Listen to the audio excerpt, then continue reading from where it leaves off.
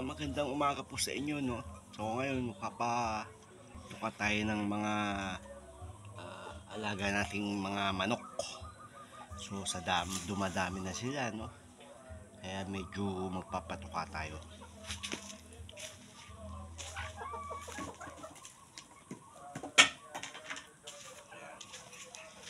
Araw-araw dito sa probinsya, ganito po yan, araw-araw. Lahat sila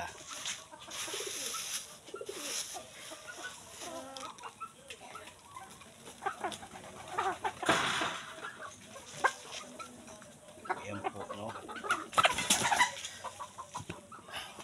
Ayan po yung mga alaga natin, mga ayan, marami sila, mga ano. So araw-araw ganyan ang ginagawa lang natin, no? So ito yung palahi natin.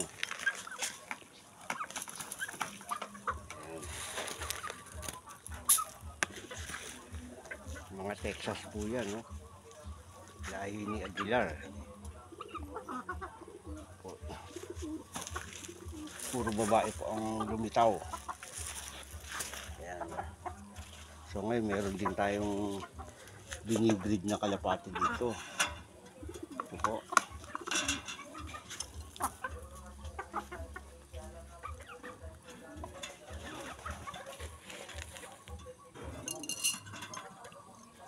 Ayan, mga ano yan, PHA po yan, no?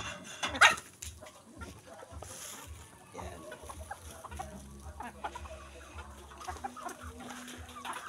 So yung mga kalapatiks natin dito naman,